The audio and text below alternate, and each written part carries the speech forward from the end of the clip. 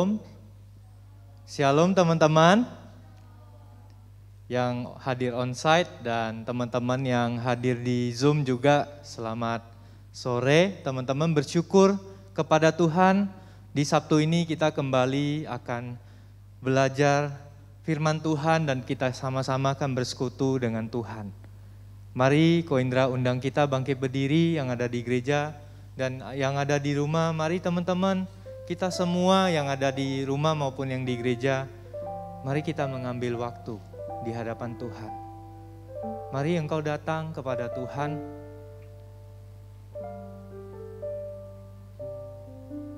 Engkau sapa Dia yang adalah pemilik hidupmu. Tuhan, aku datang.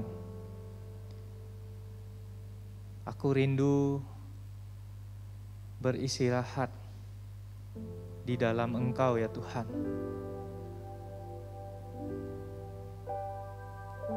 Mungkin ada pergumulan atau tantangan yang membuat teman-teman menjadi lelah. Teman-teman ingin kembali melihat Allah yang begitu besar yang tidak pernah meninggalkan kita. Dialah yang sudah mati bagi kita. Dia yang sudah menyelesaikan masalah terbesar di dalam hidup kita.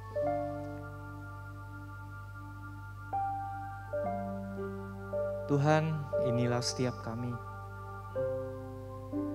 Kami datang ke hadapan-Mu dengan kerendahan hati. Kami merendahkan diri kami di hadapan-Mu. Kami bukan siapa-siapa kalau bukan Tuhan. Kami bersyukur ya Tuhan. Terima kasih Tuhan. Tolonglah setiap kami untuk bisa mendengar suara-Mu di dalam ibadah sore ini ya Tuhan. Karena sering kali suara-Mu terdengar kecil karena kami mengabaikannya. Kami yang lemah dan tidak dapat mendengar suara-Mu itu. Dan di ibadah ini, biarlah Engkau berbicara kepada setiap kami. Ibadah pada hari ini dimulai dengan mengakui bahwa pertolongan kita datangnya dari Tuhan yang menciptakan langit dan bumi. Dia yang telah mengaruniakan Yesus untuk mati bagi dosa kita, dan Dia sudah bangkit, dan Roh-Nya menyertai setiap kita dari sekarang sampai selama-lamanya. Amin. Teman-teman, dengan tetap bangkit berdiri, kita mau mengakui pengakuan iman kita. Pengakuan iman Rasulit. Aku percaya kepada Allah, Bapa yang Maha Kuasa, Khalik langit dan bumi, dan kepada Yesus Kristus, anaknya yang tunggal Tuhan kita, yang dikandung dari Roh Kudus, lahir dari anak darah Maria, yang menderita sengsara di bawah pemerintahan Pontius Pilatus, disalibkan, mati dan dikuburkan, turun ke dalam kerajaan maut. Pada hari yang ketiga, bangkit pula dari antara orang mati, naik ke surga, duduk di sebelah kanan Allah, Bapa yang Maha Kuasa. Dan dari sana Ia akan datang untuk menghakimi orang yang hidup dan yang mati. Aku percaya kepada Roh Kudus, gereja yang kudus dan am, persekutuan orang kudus, pengampunan dosa, kebangkitan tubuh, dan hidup yang kekal. Amin. Shalom teman-teman, bersyukur untuk kebaikan Tuhan di sepanjang kehidupan kita. Oleh karena itu, mari saya undang kita semua, kita mau memuji dan meninggikan nama Tuhan karena Dia adalah Raja di atas dunia ini.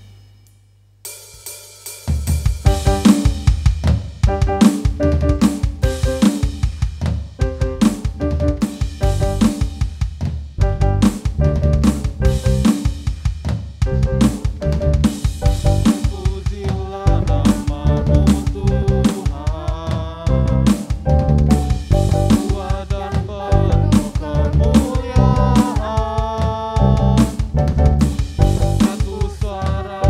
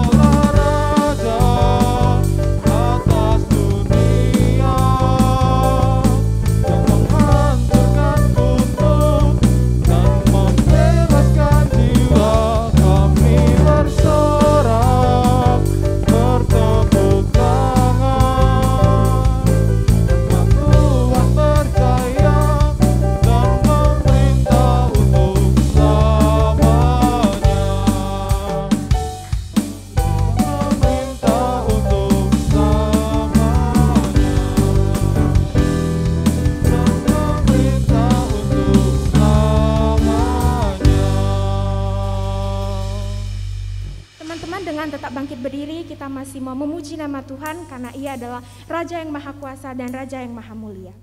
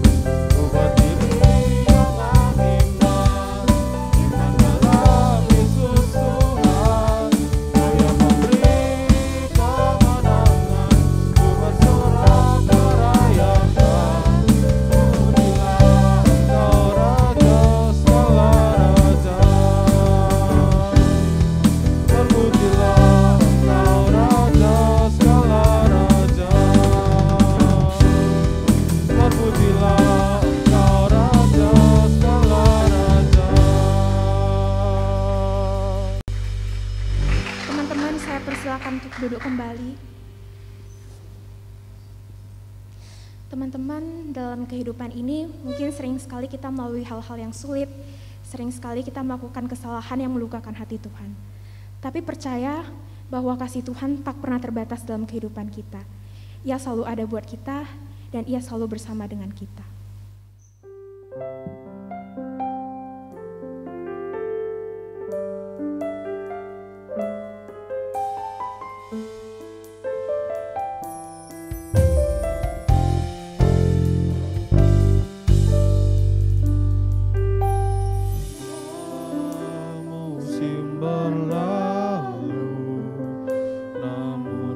Selalu pelihara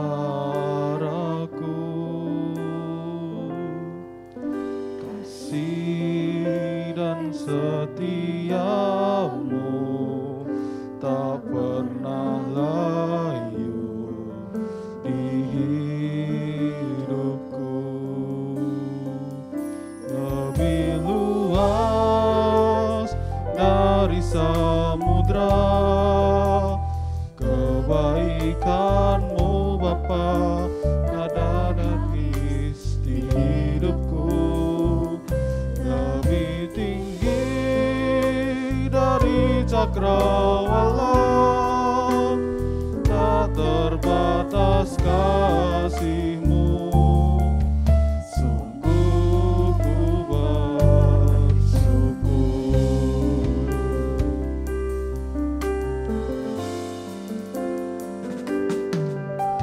Semusim berlalu, namun Kau selalu pelihara aku.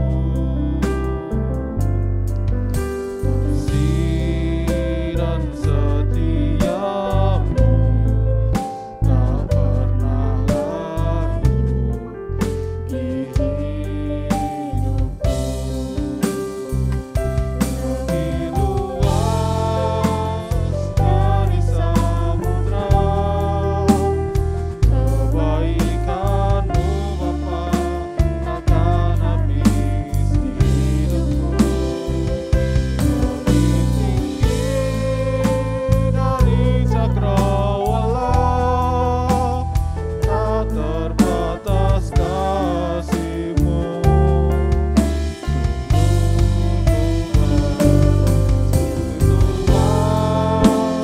Dari samudra,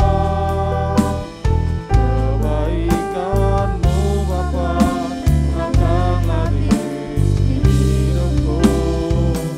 Lebih tinggi dari cakrawala, tak terbatas kasih-Mu. Sungguh ku bersyukur. Tak terbatas kasih-Mu. Sungguh ku bersyukur. Tak terbatas kasih-Mu. Sungguh ku bersyukur. Oke, teman-teman, mari kita berdoa ya sebelum mendengarkan firman Tuhan. Bapa di sorga, sekali lagi kami mengucap syukur Tuhan untuk kebaikan-Mu yang tiada habisnya dalam kehidupan kami. Terima kasih kalau pada saat ini Tuhan kembali menyapa kami dengan anugerah-Mu, sehingga Engkau mengundang kami Tuhan, Engkau menggerakkan setiap hati kami, Engkau berikan kami kerinduan untuk kami boleh hadir di tempat ini baik secara onsite maupun online Tuhan, untuk mendengarkan firman-Mu yang merupakan isi hati-Mu Tuhan. Tuhan, biarlah Tuhan Engkau yang berkati setiap kami, Tuhan yang memberkati kami, Tuhan yang melembutkan hati kami. Biarlah Roh Kudus-Mu bekerja Tuhan, jangan lewatkan setiap dari kami di tempat ini, sehingga firman-Mu Tuhan yang akan kami dengarkan benar-benar akan mengubahkan kehidupan kami. Terima kasih, berkati hamba-Mu yang penuh dengan keterbatasan, urapi Tuhan, dan biarlah hamba bisa menyampaikan firman Tuhan dan bisa dimengerti oleh setiap yang mendengarkan. Terima kasih Bapa di sorga, ini waktu kami ke depan kami mau serahkan ke dalam tangan-Mu. Dalam nama Tuhan Yesus kami berdoa. Amin. Oke, teman-teman semuanya. Apa kabar teman-teman? Kayaknya Kak Siska cuma dengar yang baik tuh lebih daerah sini deh. Apa kabar teman-teman? Ya, puji Tuhan, semuanya baik ya. Nah, teman-teman semua, sekarang kita akan membahas satu topik ya. Lanjutan dari apa yang sudah disampaikan oleh Ko Indra minggu lalu. Nah, hari ini kita mau membahas tentang spiritual mentors ya. Nah, teman-teman silahkan buka Alkitab teman-teman dari Ibrani 12 ayat 9 sampai ayat yang ke-11. Kita akan melanjutkan pembacaan kita. Kemarin kita juga buka dari Ibrani 12 ya. Masih ingat kan? Atau udah lupa? Ingat lah ya. Nah, sekarang kita mau bahas tentang ayat 9 sampai ayat yang ke-11. Nah, teman-teman yang gak bawa Alkitab, gak bawa gadget, di depan Kak Siska sudah tuliskan juga ya. Yuk kita baca sama-sama. Ayat 9 sampai ayat yang ke-11 berbunyi demikian. Selanjutnya, Dari ayah kita yang sebenarnya kita beroleh ganjaran dan mereka kita hormati. Kalau demikian, bukankah kita harus lebih taat kepada Bapa segala roh supaya kita boleh hidup? Ayat selanjutnya. Sebab mereka mendidik kita dalam waktu yang pendek sesuai dengan apa yang mereka anggap baik. Tetapi Dia menghajar kita untuk kebaikan kita, supaya kita beroleh bagian dalam kekudusannya. Selanjutnya, memang tiap-tiap ganjaran pada waktu ia diberikan tidak mendatangkan sukacita, tetapi duka cita. Tetapi kemudian ia menghasilkan buah kebenaran yang memberikan damai kepada mereka yang dilatih olehnya. Oke, teman-teman, itu pembacaan kita. Nah, sebelum kita lebih lanjut lagi membahas, Kak Siska mau tanya nih setiap kita. Siapa di sini yang pernah dimarahin oleh papanya? Ada yang pernah dimarahin oleh papanya? Saya pernah juga. Ada yang enggak loh, hebat ya. Ada yang pernah dimarahin oleh papanya, baik itu sering maupun jarang gitu. Ada yang pernah? Oke, ada ya. Nah, Kak Siska mau cerita nih. Kak Siska juga punya pengalaman dimarahin sama papa. Sebenarnya sering sih ya, waktu kecil tuh sering dimarahin, tapi karena sekarang udah gede jadi ingatan itu tuh mulai kabur-kabur gitu ya. Tapi ada satu kejadian yang Kak Siska ingat sampai sekarang, dimarahin gitu ya. Nah, waktu kecil teman-teman kita tuh kalau belajar naik sepeda, biasanya kita belajar pakai sepeda yang roda 3 itu kan. Ada yang tahu yang roda 3, yang depan 1 terus 2 di belakang gitu ya. Nah, awal mula Kak Siska belajar sepeda itu tuh pakai kayak gitu. Jadi kan gak jatuh, bener gak? Aman kan?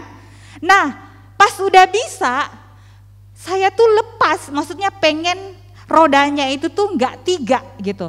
Pengennya rodanya itu 2, biar kelihatan keren gitu ya, biar kelihatan canggih lah gitu.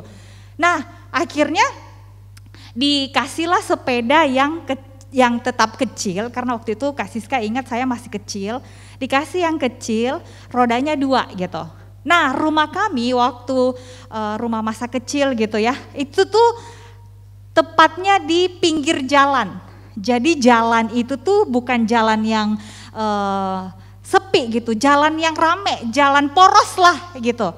Kebayangkan teman-teman, jalan poros itu tuh rame banget, terus sopir yang suka lewat jalan poros yang lurus-lurus itu juga biasanya ngebut-ngebut tuh.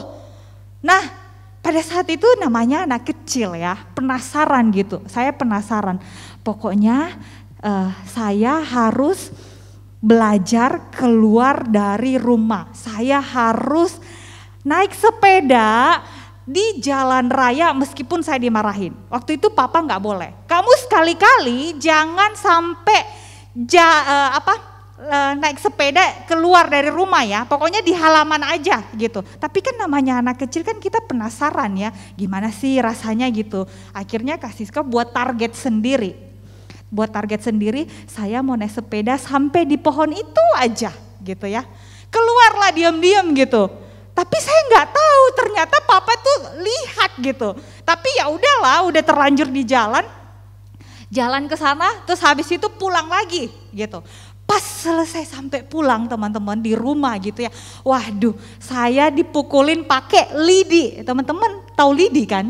Yang biasa buat sapu lidi gitu loh, yang buat di halaman gitu. Itu diambil 1 lidi teman-teman, terus dipukulin gitu di kaki waktu itu, di betis gitu ya. Papa sudah bilang kamu jangan keluar, itu tuh sopir yang selalu lewat di depan rumah kita itu tuh ugal-ugalan gitu. Mereka kadang gak memperhatikan gitu. Nanti kalau kamu ada apa-apa gimana? Kalau kepalamu bocor gimana? Kalau tanganmu ditabrak terus lepas terus hilang gimana gitu ya. Jadi dimarahinnya itu dengan hal-hal yang menyeramkan gitu. Nah waktu itu sadar juga ya anak kecil kan kadang perlu ditakut-takutin kayak gitu biar dia mau denger gitu. Tapi gak selesai sampai di situ gitu teman-teman. Sebel sih sebel gitu ya. Siapa sih yang gak sebel kalau dimarahin gitu ya. Ada di sini yang kalau dimarahin tuh seneng-seneng aja. Hihi ketawa, aduh saya suka cita dimarahin. Ada? Gak ada lah ya. Nah waktu itu Kak Siska tuh bener-bener sebel gitu. Kenapa sih dimarahin gitu?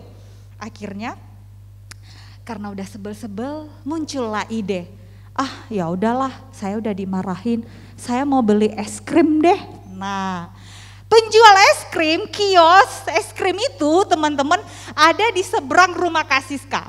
Berarti mau nggak mau harus nyebrang lagi dong gitu ya. Nah waktu itu papa bener-bener larang kamu jangan sampai nyebrang sendiri, apalagi naik sepeda keluar sendiri. Gak boleh karena jalan ini tuh sangat ramai dan orang tuh bawa kendaraan di namanya jalan poros gitu ya.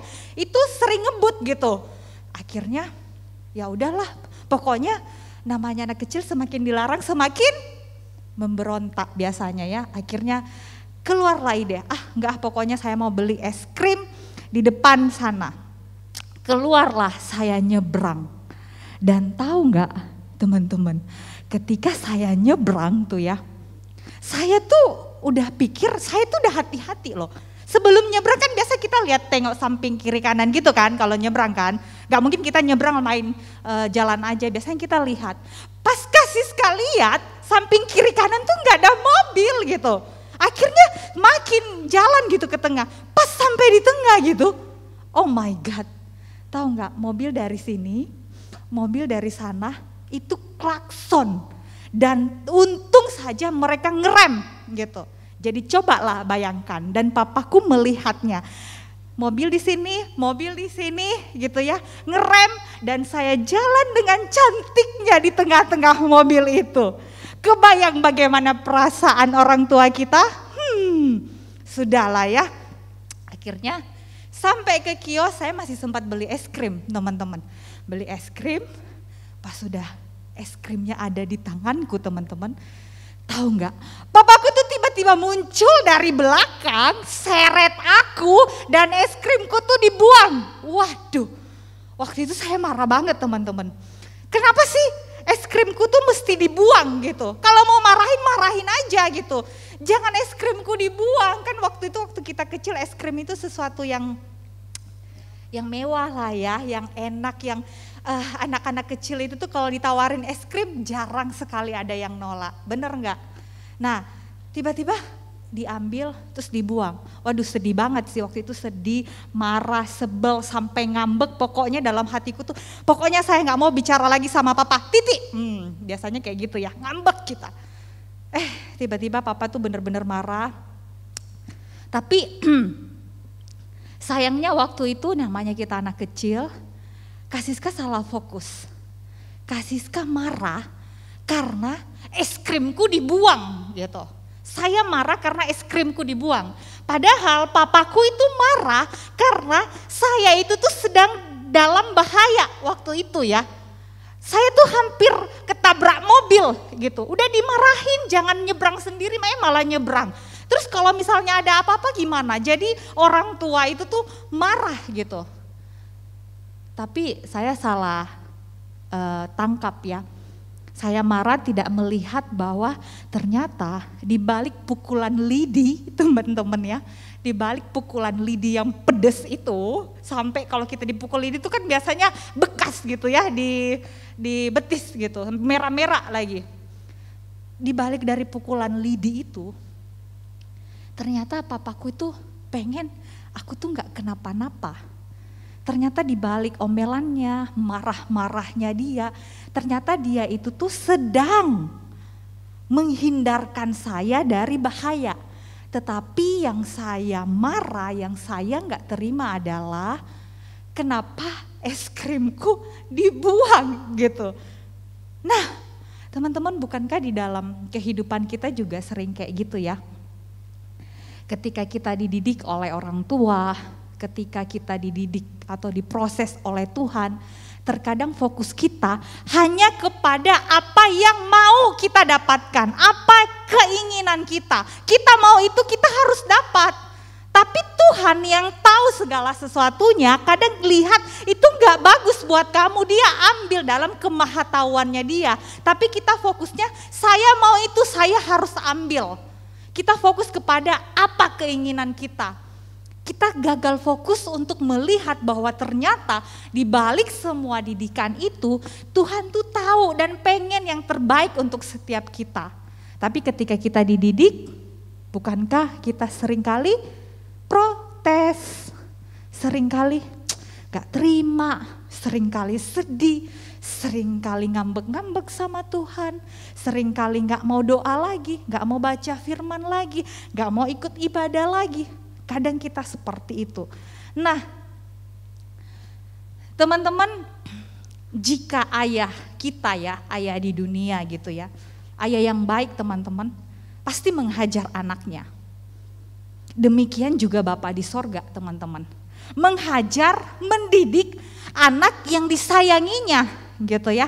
Nah, penghajaran teman-teman ya, atau pembentukan itu merupakan bagian dari hubungan yang penuh kasih antara ayah dan anak atau antara Tuhan dan anak-anaknya. Kalau kita masih diajar oleh Tuhan, masih dibentuk oleh Tuhan, teman-teman bersyukurlah. Berarti Tuhan peduli sama kita, berarti Tuhan sayang sama kita. Kita nggak dibiarin begitu aja. Ketika kita melakukan dosa, ya udahlah biarin aja si Cesha lari terus di jalan yang tidak aku kehendaki. Biarin aja dia sampai kena batunya sendiri, kena hancur-hancurnya hidupnya sendiri. Saya nggak mau tegur dia. Kebayang kalau Tuhan membiarkan kita semua seperti itu? Kebayang kalau misalnya Tuhan membiarkan kita terus hidup di dalam pornografi? Kebayang nggak teman-teman? Hidup kita bisa kayak apa? Kalau Tuhan tidak pernah menegur kita. Kebayang kayak gimana kalau kita terus hidup di dalam dunia game kita? Kita nggak mau ditegur, kita nggak mau diatur lagi oleh Tuhan, oleh orang tua kita. Kebayang teman-teman hidup teman-teman, masa depan teman-teman kayak apa? Kak Siska beberapa kali menghadapi anak-anak muda yang kecanduan game itu hidupnya teman-teman berantakan. Karena kecanduan game itu tuh membuat kita tuh hilang fokus. Gak lagi bersentuhan dengan realita. Dunianya dunia game gitu ya. Untuk memikirkan masa depan, belajar yang rajin, dapat nilai yang bagus, boro-boro teman-teman. Gak ada yang kayak gitu. Kebayang kalau misalnya Tuhan membiarkan kita berjalan di jalan yang tidak Dia kehendaki, di dalam dosa. Bagaimana hidup kita? Waduh, kasih-kasih gak kebayang ya gimana hancurnya gitu ya. Nah teman-teman, Ibrani 12 ayat 6 mengatakan, karena Tuhan menghajar orang yang dikasihinya dan Ia mengesah orang yang diakuinya sebagai anak. Kalau Tuhan masih memproses kita, itu berarti kita masih dianggap anaknya Tuhan. Gak mungkin ada orang tua tuh yang gak pengen anaknya baik, gak ada teman-teman. Orang tua itu tuh dalam keterbatasan apapun dia pasti menginginkan anaknya itu tuh sukses. Anaknya itu tuh meskipun gak kaya tetapi punya karakter yang baik, gak nyusahin orang, gak bunuh orang. Pasti orang tua kita tuh pengen anaknya yang baik. Demikian Tuhan teman-teman, apalagi Tuhan kita gitu ya. Dia pengen kita tuh benar-benar jadi orang, jadi anaknya yang sangat terbaik gitu. Nah teman-teman, di Wahyu juga dikatakan ya, Wahyu 3 ayat 19. Barang siapa ku kasihi, ia ku tegur dan ku hajar.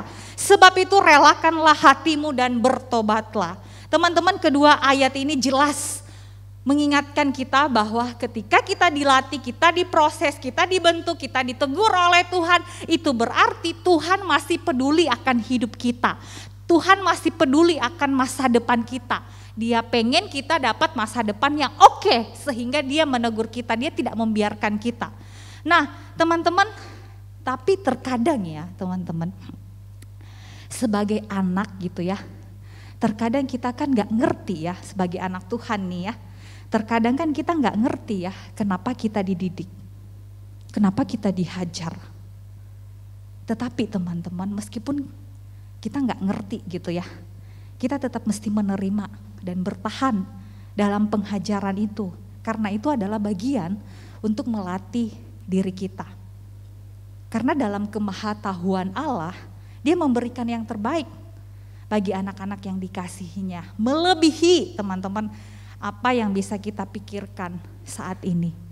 Terkadang dalam hidup ini, yang pendek ini, yang tidak tentu ini, tidak pasti ini, kita fokus itu tuh kepada apa yang saat ini kita mau, kepada apa yang saat ini kita pikirkan.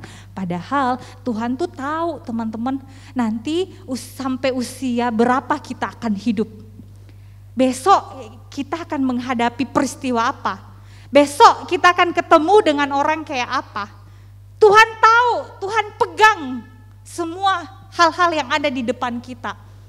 Nah, Tuhan tahu teman-teman. Ketika Tuhan bilang jangan, oh berarti ada sesuatu nih. Kenapa Tuhan larang saya? Nah, teman-teman, di ayat yang tadi kita baca ya, selanjutnya ya. Sebab mereka mendidik kita dalam waktu yang pendek sesuai dengan apa yang mereka anggap baik. Maksudnya orang tua kita, ayah ya, yang di ayat 9 tadi dikatakan. Mereka mendidik kita dengan waktu yang pendek ya, dengan waktu yang kita ketemu sama dia. Kalau misalnya kita hidup bersama dengan ayah kita 50 tahun atau 30 tahun atau beberapa tahun, ya sependek itulah gitu ya. Ya apa yang mereka anggap baik, manusia bisa salah enggak? Bisa. Kalau apa yang saya anggap baik bisa salah nggak teman-teman? Bisa, ketika itu tidak berdasarkan dengan ajaran Alkitab gitu. Nah, tetapi selanjutnya ya teman-teman, tetapi dia di sini huruf besar berarti Tuhan ya, mengajar kita untuk kebaikan kita supaya kita beroleh bagian dalam kekudusannya. Artinya kita diperkenankan Tuhan di dalam kekudusan Dia. Kita semakin hari dibentuk, dilatih supaya karakter kita semakin hari itu semakin mirip dengan Kristus. Bukan semakin hari semakin mirip dengan dunia gitu. Dengan tokoh-tokoh yang ada di game gitu. Dengan artis-artis Korea yang ada di TV-TV gitu. Bukan gitu, tetapi serupa dengan Tuhan. Bukan serupa dengan dunia. Nah teman-teman, terkadang kalau kita sedang lagi dalam masalah gitu ya, atau pembentukan proses dari Tuhan, sesuatu yang tidak enak lah pokoknya gitu ya. Terkadang kita tuh merasakan hal-hal kayak gini. Ada gak teman-teman yang pernah merasa gini? Aduh saya tuh gak ngerti kenapa ya Tuhan tuh izinkan masalah ini datang. Terus aja nanya sama Tuhan, kenapa ya Tuhan izinkan gitu ya. Atau kita merasa didikan atau pembentukan dari Tuhan tuh sering bikin kita sedih, marah, gak mau terimalah pokoknya gitu. Yang gak enak-enaknya dari Tuhan tuh saya gak mau terima, tapi yang enak-enaknya pengen deh saya mau gitu. Atau kita tuh sulit bertahan menghadapi godaan si iblis gitu ya. Dan merasa kok Tuhan tuh gak segera usir si iblis ya. Atau mencegah si iblis itu untuk menggoda kita supaya kita tuh gak jatuh dalam dosa. Nah terkadang ketika menghadapi kesulitan, pembentukan dari Tuhan, kadang tuh kita tuh punya sikap-sikap seperti ini. Kak Siska juga gak terlepas dari hal ini. Kadang bertanya, kenapa ya Tuhan izinkan ini? Padahal kan sebenarnya Tuhan bisa langsung intervensi aja. Bisa langsung tuh usir si iblis gitu ya. Iblis, kamu jangan ganggu Siska sana. Kan aman kita, bebas kan dari godaan. Kita gak jatuh dalam dosa gitu. Kan bisa aja Tuhan kayak gitu. Kenapa sih si iblis mesti diizinkan gitu? Masuk di dalam kehidupan aku setiap hari. Mau bangun tidur aja tuh si iblis sudah datang loh teman-teman. Sis, coba cek Instagrammu. Sis, coba lihat HPmu. Udah ngegoda gitu. Pagi-pagi baru buka mata udah ada si iblis gitu ya. Supaya menggoda kita gak langsung mencari Tuhan. Nggak langsung berdoa saat teduh gitu. Mau tidur pun gitu teman-teman ya. Aduh bener-bener lah si iblis ini. Mau tutup mata, udah ini tiba-tiba si iblis tiup-tiup gitu ya mungkin gitu ya. Udahlah kamu gak usah doa, udah capek kan.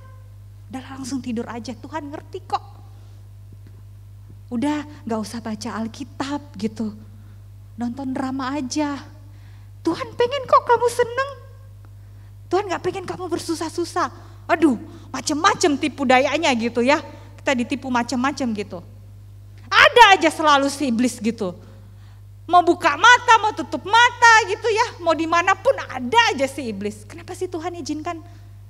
Usir-usir dong Tuhan. Atau Tuhan kayak bikin di sekeliling aku tuh kayak tembok jinah gitu ya, yang tinggi, padat, kokoh gitu ya, yang iblis nggak bisa masuk gitu. Rasa-rasanya pengen kayak gitu. Jadi hidup kita itu bebas gitu ya dari dosa, nggak ada gangguan-gangguan si iblis. Kenapa sih Tuhan gitu? Terkadang kita susahnya di sini. Nah teman-teman, di ayat selanjutnya yang kita baca tadi ya juga katakan bahwa memang tiap-tiap ganjaran pada waktu ia diberikan tidak mendatangkan sukacita, tetapi duka cita. Tetapi kemudian ia menghasilkan buah kebenaran yang memberikan damai kepada mereka yang dilatih olehnya. Nah teman-teman, kita boleh menghasilkan buah dalam kebenaran, itu ada syaratnya. Kita baru bisa menghasilkan buah dalam kebenaran, memberikan damai, itu kalau kita mampu bertahan di jalan Tuhan. Meskipun kita dalam kelemahan, dalam kesesakan, dalam tekanan teman-teman, dalam tekanan lingkungan gitu. Semua orang di sekeliling kita main game misalnya. Terus kita doang yang gak main game. Kan ada rasa tekanan gitu ya. Kan gue gak keren nih kalau gak main game juga.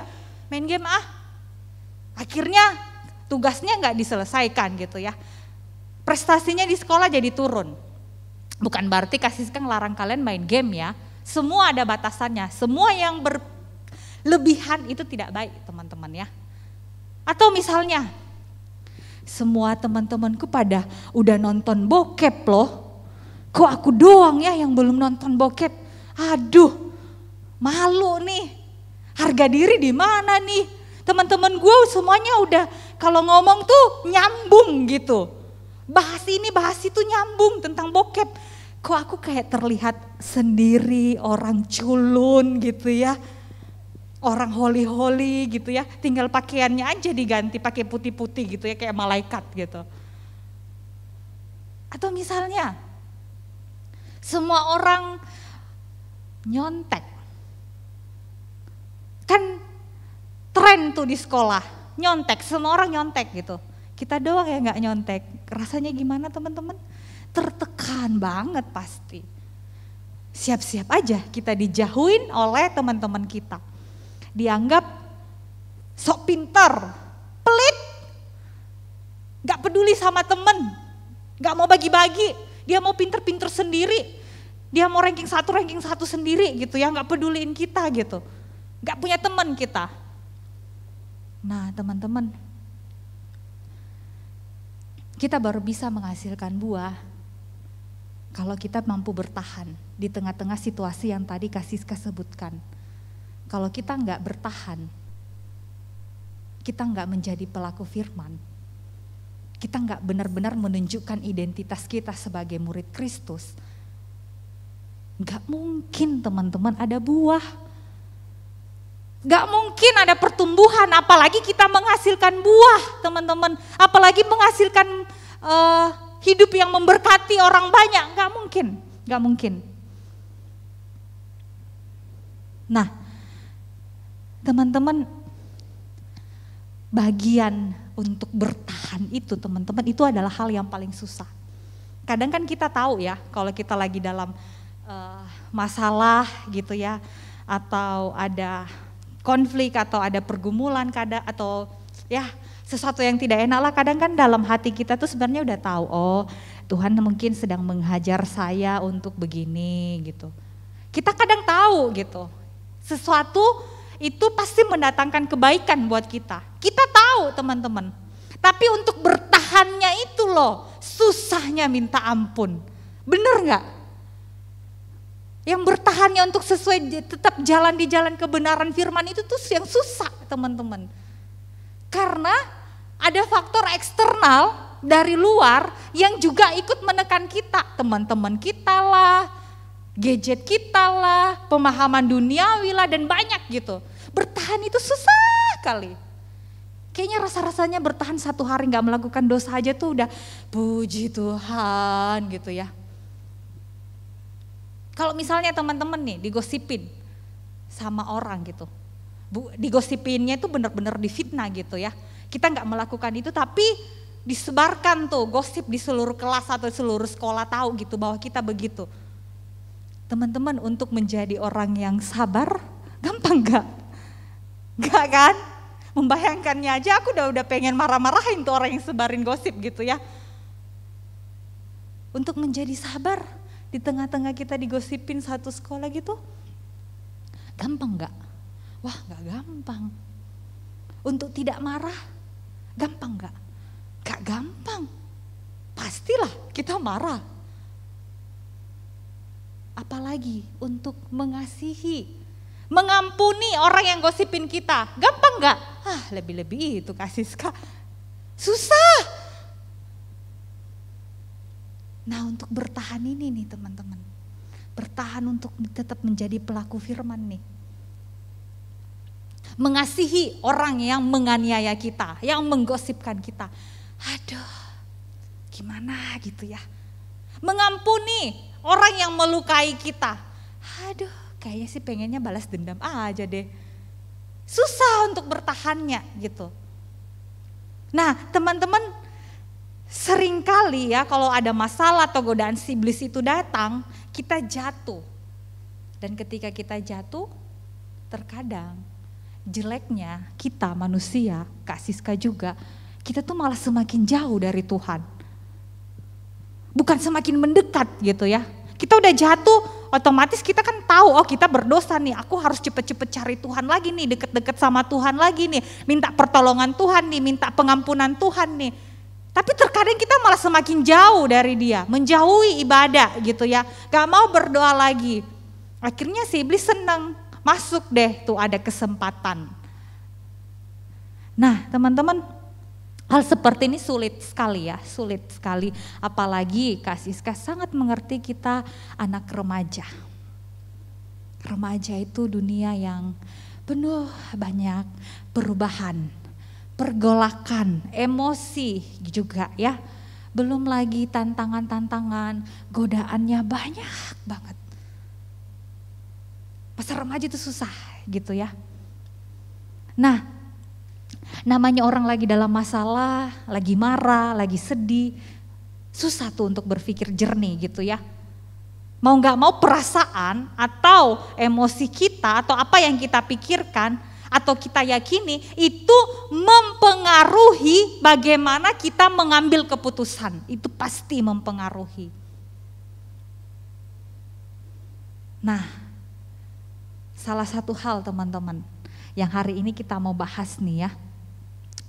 Salah satu yang bisa menolong kita teman-teman untuk terus berada dalam kebenaran dan terus bertumbuh hingga menghasilkan buah dalam proses pembentukan dari Tuhan, kita membutuhkan mentor rohani, saudara seiman kita yang bertumbuh juga secara rohani, yang bisa berjalan berdampingan bersama dengan kita. Teman-teman, kita butuh kita butuh teman-teman seiman. Kita butuh mentor-mentor rohani. Teman-teman Kak Siska bisa bertahan sampai sekarang ikut jalan Tuhan. Bisa berdiri ini ya di depan teman-teman semua. Salah satu faktor yang mendukung keberhasilan itu adalah Kak Siska punya mentor-mentor rohani dari zaman ke zaman. Karena Kak Siska selalu, bukan sombong ya, enggak. Tapi Kak Siska selalu sadar pengen tuh mau belajar gitu. Buka hati selebar-lebarnya buat belajar. Dibentuk oleh Tuhan. Dulu gitu ya. Setiap kali ada keputusan-keputusan sulit gitu ya. Misalnya nih, waktu itu Kak Siska waktu itu sempat usia berapa ya, lupa gitu, gendut gitu. Teman-teman jangan bayangkan saya gendut sekarang ya. Cukup berisi lah gitu. Nah waktu itu papaku udah Oh ini waktu udah kuliah, papaku meninggal karena jantung gitu. Nah saya kan takut nih, kalau saya gendut, mana papaku juga ada riwayat jantung, nanti saya juga ikut-ikutan jantung gitu ya. Jadi saya mulai sadar tuh, saya mau olahraga. Satu sih sebenarnya tujuannya, satu itu tuh adalah supaya kurus. Yang kedua adalah saya nggak mau beresiko terkena penyakit jantung kayak papa gitu ya. Jadi mau olahraga gitu. Nah ada satu pembina, mentor lah ya di gereja. Saya memang selalu sharingkan gitu ya. Setiap kali saya mau melakukan sesuatu atau mengambil keputusan-keputusan penting atau yang tidak penting juga gitu, kadang saya sharingkan. Nah teman-teman, mentor rohani itu membantu kita bukan cuma melihat tujuan dari apa yang mau kita capai, tetapi melebihi itu kita ditolong untuk melihat tujuan Tuhan yang jauh lebih besar. Waktu itu saya dibantu untuk melihat begini, sis, tubuhmu itu kan adalah bait Tuhan, bait Allah. Kita harus menjaga tubuh ini. Jangan sampai kamu berdoa, Tuhan pakai saya gitu.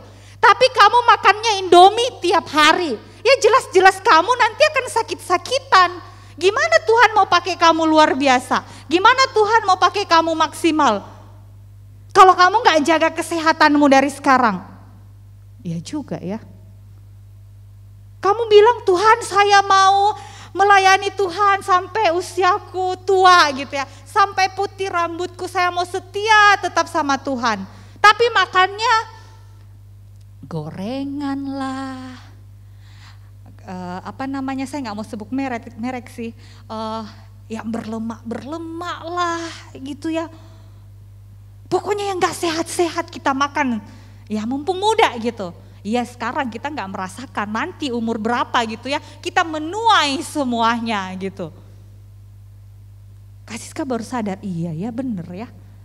Nah itu tuh teman-teman yang Kak Siska maksud. Terkadang ketika ada orang atau mentor yang membantu kita bisa melihat bukan cuma apa yang tujuan kita, apa yang kita mau, inginkan, capai, tetapi melebihi apa yang sebenarnya Tuhan pengen di luar daripada itu semua. Akhirnya Kak Siska sadar, iya benar. Dari masa muda saya harus berolahraga meskipun masih bolong-bolong gitu ya. Ya sekarang lagi dicoba benar-benar gitu ya. Karena tubuh ini harus saya rawat. Ini adalah bait Tuhan gitu ya. Biar selalu sehat. Saya harus makan yang teratur. Makan yang bergizi, jangan yang sembarangan gitu. Ya karena memang Tuhan pengen kayak gitu. Itu kehendak Tuhan, kita menjaga tubuh ini. Jangan sampai ketika kita udah sakit gitu ya teman-teman, baru minta tolong sama Tuhan, Tuhan tolong gitu ya. Please Tuhan gitu.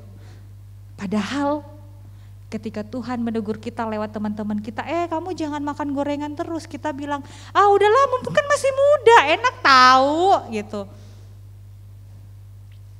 Kira udah sakit-sakit minta gitu sama Tuhan. Nah yang kayak gini nih teman-teman, kita bisa dapatkan ketika kita punya mentor. Atau misalnya, Kak Siska pernah nih ya, ini pengalaman pribadi gitu ya.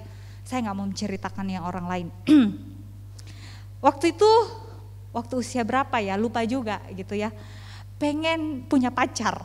Siapa sih yang gak mau punya pacar? Ada yang gak mau punya pacar? Ada? Gak ada lah ya. Saya pengen tuh punya pacar gitu ya. Tapi waktu itu bingung gitu. Ya bukan berarti banyak yang deketin, enggak ya gitu ya. Tapi ada cowok tuh yang deketin, dia ganteng. Berada lah gitu ya, tinggi. Pinter main musik, waduh. Maksudnya seneng aja gitu ya sebagai seorang wanita gitu. Tapi dia gak pernah ke gereja, malas ke gereja. Ada satu lagi yang deketin. Ya tampangnya sih biasa-biasa aja ya, maksudnya gak ganteng gak jelek juga gitu. Tapi cowok yang satu ini yang lebih oke lah gitu. Tapi dia bertumbuh gitu. Dia anak Tuhan yang benar-benar taat gitu. Bingung kan? Tanyalah ke mentor. Maksudnya ya orang yang saya anggap dewasa rohani, yang juga bertumbuh dalam Tuhan, yang bisa menolong saya. Dia membantu saya untuk melihat begini teman-teman. Sis, namanya dalam berelasi, pacaran gitu ya. Kita bukan cuma memuaskan hasrat gairah nafsu kita. Tetapi Tuhan juga harus dimuliakan di dalam relasi kamu. Ketika kamu berpacaran dengan orang yang juga bertumbuh dalam Tuhan, kamu juga bertumbuh dalam Tuhan. Wow, kalian sama-sama bisa menuju ke arah yang sama untuk menyenangkan hati Tuhan. Tapi ketika kamu pacaran dengan orang yang gak bertumbuh, yang gak kenal Tuhan, sis, kamu akan capek. Capek apa? Kamu pengennya begini, tapi dia enggak. Akhirnya kamu tarik-tarik dia. Akhirnya kamu tuh yang benar-benar nasehatin dia lah, bujuk-bujuk dia lah, sampai injilin dia lah gitu. Kamu belajar Alkitab demi dia lah, supaya dia ikut gitu. Capek. Kamu yang bertumbuh, tapi dia enggak gitu. Terus kamu akan merem banyak hal di dalam pelayananmu misalnya, atau di dalam kehidupan rohanimu untuk apa? Untuk dia. Nah, saya bisa mendapatkan pemahaman-pemahaman itu yang kalau kita namanya lagi galau teman-teman, yang lagi namanya bucin, susah sekali untuk memikirkan hal itu. Susah. Kalau kita lagi galau, mau pikirin kehendak Tuhan, hayya. Susah gitu ya. Kita lagi bucin teman-teman, mau pikirin apa yang Tuhan kehendaki dalam diriku, hayya gitu. Susah. Orang yang paling susah dinasihati itu adalah orang yang sedang jatuh cinta, percayalah. Jadi mentor itu teman-teman, atau orang yang bertumbuh secara dewasa, secara rohani, itu bisa menolong kita. Untuk kita bertahan di jalan yang Tuhan kehendaki. Supaya hidup kita teman-teman menghasilkan buah kebenaran. Sehingga dimanapun kita berada, orang lain bisa melihat ada Kristus dalam hidupnya. Kita bisa menjadi berkat dimanapun kita berada. Teman-teman, slide terakhir. Memiliki seorang mentor rohani itu mempengaruhi keberhasilan seorang anak Tuhan untuk bertahan dalam kesulitan hidup. Tadi Kak Siska sudah jelaskan panjang lebar. Kak Siska ada saat ini juga itu karena ada mentor-mentor yang mendampingi Kak Siska melewati kesulitan-kesulitan, membantu Kak Siska untuk mengambil keputusan-keputusan penting dalam hidup Kak Siska. Itu karena ada orang-orang itu. Itu karena hati yang mau belajar untuk di-mentoring, untuk di-mentor teman-teman. Jadi teman-teman, bagi saat ini, teman-teman, jika hari ini kamu memiliki mentor rohani, teruslah buka hati dan belajar menyerupai Kristus. Berbahagialah jika teman-teman hari ini punya mentor rohani. Jika hari ini kamu belum memiliki mentor rohani, teman-teman, berdoa. Berdoa, minta Tuhan pertemukan kamu dengan orang-orang yang tepat. Jangan jauhkan dirimu dari pertemuan ibadah atau persekutuan atau komunitas yang bertumbuh dalam Kristus. Jangan sekali-kali kamu menjauhkan diri dari itu. Karena biasanya mentor-mentor rohani munculnya dari komunitas yang bertumbuh itu, teman-teman. Jika ada kesempatan, kamu ditawarkan kesempatan untuk dimentor, ambil itu. Jangan keraskan hatimu, relakan hatimu untuk belajar. Supaya kita bisa bertahan dan diperkenankan Tuhan di dalam kekudusannya. Amin, mari kita berdoa. Bapa di sorga, Terima kasih Tuhan untuk firman-Mu hari ini yang kembali mengingatkan kami betapa rapuhnya, betapa lemahnya kami manusia ketika pergumulan, kesulitan hidup itu datang menghampiri kami. Seringkali kami jatuh, seringkali kami malah melanggar apa yang Tuhan kehendaki. Kami tidak sanggup, kami tidak mampu Tuhan. Untuk itu Tuhan kami membutuhkan pertolongan Tuhan. Kiranya Tuhan yang kirimkan orang-orang Tuhan untuk menolong kami. Mentor-mentor rohani yang bisa membimbing, mengarahkan kami, menolong kami Tuhan. Melewati setiap berbagai hal dalam kehidupan kami. Sehingga kami mampu untuk bertahan menjadi anak yang diperkenankan oleh Tuhan. Tolong kami Tuhan. Karena kami sadar kami tak mampu sendiri. Kami butuh Tuhan dan kami butuh teman-teman seiman kami yang juga bertumbuh. Terima kasih Tuhan. Berkati setiap anak-anak SLC. Kiranya Tuhan menolong mereka. Dalam nama Tuhan Yesus kami berdoa. Amin.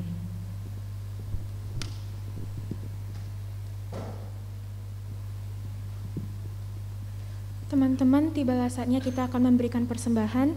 Persembahan dapat diberikan melalui amplop persembahan dan diletakkan di kotak persembahan di belakang, atau bisa dengan scan QR code dan transfer ke rekening gereja. Mari kita bersatu di dalam doa. Bapa di dalam sorga, terima kasih ya Tuhan untuk kebaikan-Mu dan penyertaan-Mu di sepanjang kehidupan kami. Terima kasih untuk firman-Mu yang dapat kami dengarkan pada hari ini. Ya Tuhan, saat ini kami akan memberikan persembahan, kiranya persembahan kami dapat menjadi persembahan yang harum di hadapan-Mu. Pakai majelis dan hamba Tuhan agar dapat mengelola persembahan ini, sehingga persembahan ini dapat memperluas pekerjaan tangan-Mu.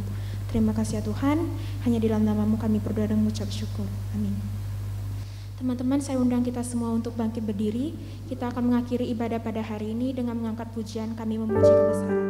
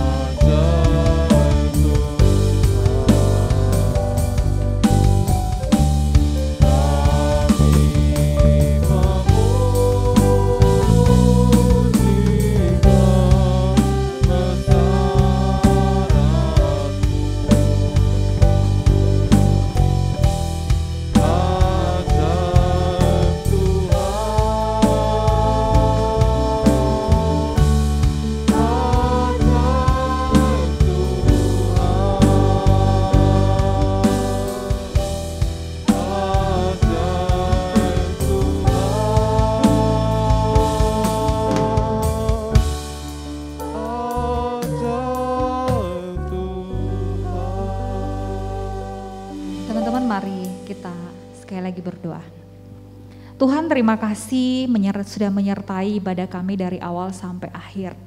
Terima kasih untuk setiap teman-teman yang bisa melayani kami.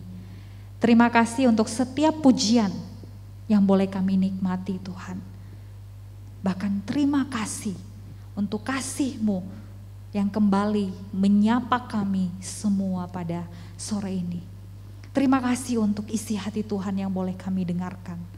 Biarlah Tuhan terus membentuk setiap kami, memampukan kami untuk menjadi anak-anak yang mau terus belajar untuk serupa dengan Tuhan. Teman-teman, mari kita menerima berkat daripada Tuhan. Kiranya kasih karunia, damai sejahtera, pertolongan, penghiburan, dan perlindungan dari Allah Bapa, Allah Anak, dan Allah Roh Kudus menyertai teman-teman dari hari ini sampai selama-lamanya. Amin.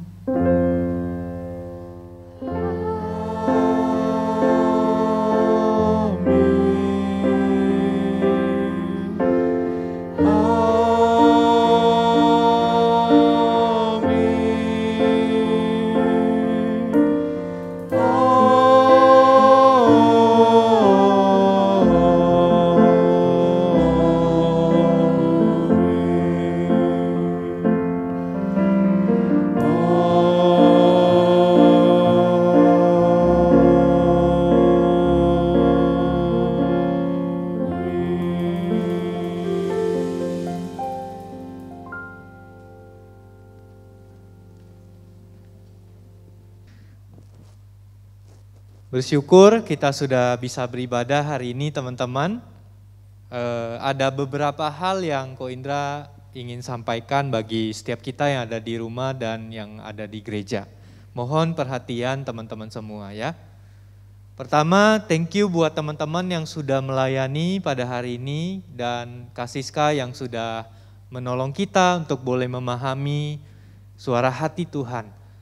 Mari teman-teman kita terus doakan setiap pelayan SLC supaya mereka boleh semakin mengenal Tuhan lebih dalam melalui pelayanan mereka dan hubungan pribadi mereka dengan Tuhan boleh terus berjalan dengan setia. Teman-teman, besok adalah HUT Sinode Gereja Kristen Kalam Kudus Indonesia.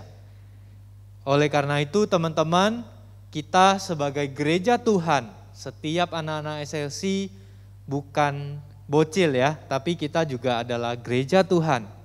Kita akan bersama-sama beribadah pada jam 8 pagi besok di gereja.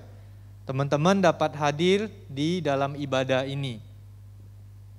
Yang ketiga teman-teman, minggu depan ibadah SLC akan bergabung dalam ibadah raya 2. Sekali lagi teman-teman perhatian nanti supaya teman-teman tidak datang hari Sabtu dan tidak ada SLC ya. SLC akan bergabung dengan ibadah raya minggu depan ya. SLC akan bergabung dengan ibadah raya. Kita akan sama-sama hadir dalam ibadah intergenerasi. Apa itu Ko Indra? Ibadah intergenerasi. Ibadah intergenerasi adalah ibadah keluarga besar Gereja Kristen Kalam Kudus. Teman-teman, kita akan belajar meskipun kita sebagai remaja, kita beribadah bersama mama papa. Meskipun papa mama kita belum percaya Tuhan, kita sebagai remaja, kita juga adalah keluarga Allah. Ya, ada tante, ada om, ada opa oma, ada adik kecil yang akan datang ke ibadah intergenerasi di dalam satu ruangan, di ruangan ibadah ini. Teman-teman akan menjadi cece dan koko bagi anak-anak kecil. Teman-teman akan belajar juga dari berteman dengan Ai Susu ya, sebagai gereja satu keluarga Tuhan ya, gereja Tuhan sebagai satu keluarga di dalam Tuhan. Jadi teman-teman mulai terbiasa ya, kita menyapa om, tante yang ada di gereja, kita menyapa mereka karena mereka juga adalah keluarga kita di dalam Kristus. Jadi teman-teman jangan lupa, Sabtu depan tidak ada SLC, tetapi SLC bergabung ke ibadah minggu di ibadah raya 2 jam 10 di dalam ibadah intergenerasi. Mohon teman-teman dapat memperhatikan hal ini. Untuk WLSLC yang sudah janjian secara pribadi dengan saya untuk boleh tinggal sebentar di ruangan ini dan tidak pulang ya. kita akan sama-sama briefing bersama di tempat ini untuk beberapa hal untuk pelayanan kita bagi SLC ke depan. Terima kasih, sekian dari informasi Ko Indra. Jangan lupa be the salt, be the light for Christ.